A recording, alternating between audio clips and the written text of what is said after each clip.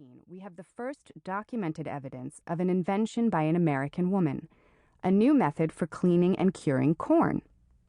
Sibylla Masters had observed Native American women using heavy pestles to pound corn by hand, and she was determined to find a power-driven method. She was convinced such a process would be easier and more efficient than the usual practice of grinding the corn between two millstones. Because America was still a British colony, Sibylla went to England to obtain a patent for her invention. Unfortunately, at that time, women were not allowed patents in their own names.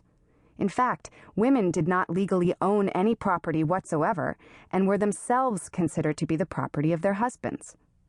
So for Sibylla to protect her invention, she had to settle for obtaining the patent in the name of her husband, Thomas Masters. Nearly 100 years would pass before an American woman's invention would be legally recognized as her own. Mary Dixon Keyes has the honor of holding the first U.S. patent ever awarded to a woman in her own name.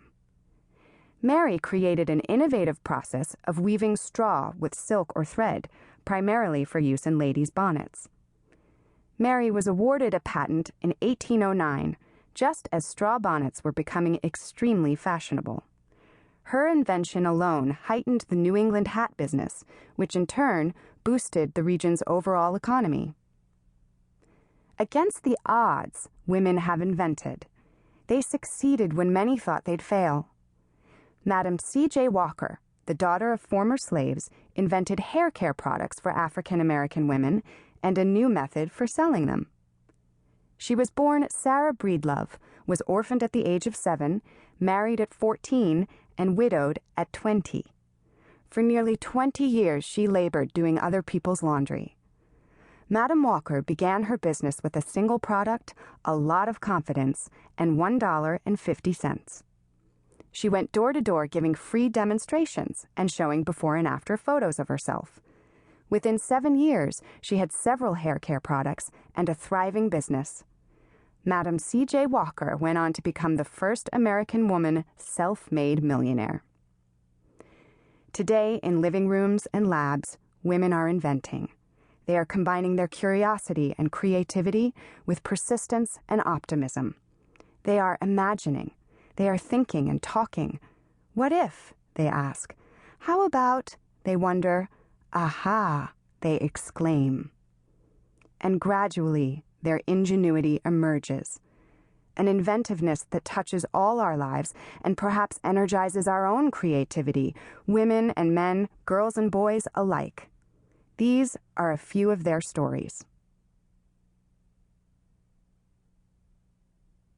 Ruth Wakefield, Chocolate Chip Cookies. The horses were tired. They were hungry. Time to grab a bite on the journey from Boston to New Bedford. A little hay, maybe some oats. After all, the busy toll house on Route 18 in Whitman, Massachusetts, was a rest stop for horses. But in time, that would all change.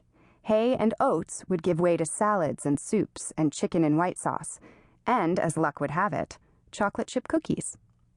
It was an accident, a simple mistake, a last-minute effort to save time. A just toss it in and it will all work out sort of gesture that led to Ruth Wakefield's creation of the crunchy, chewy, oh-so-delicious chocolate chip cookie. Her invention is one of the most enduring, one of the most duplicated, and one of the most loved creations ever. Ruth's restaurant was relatively new. She and her husband had taken the old toll house and converted it into a dining establishment, the Toll House Inn, serving people this time, not horses. Early on, it was small, with space to seat 30. As co-owner, manager, hostess, and cook, Ruth kept very busy. One day, in 1930, she was making a batch of chocolate butter drop cookies, popular at the time. The recipe required her to melt chocolate squares and pour the chocolate into the batter before baking. Instead, because she was in a hurry, she simply broke the chocolate into chunks, tossed them in the mix, and figured they would melt when the cookies baked. She figured wrong. She stared in amazement at her pan of ruined chocolate butter drop cookies. Cookies speckled with chunks of chocolate.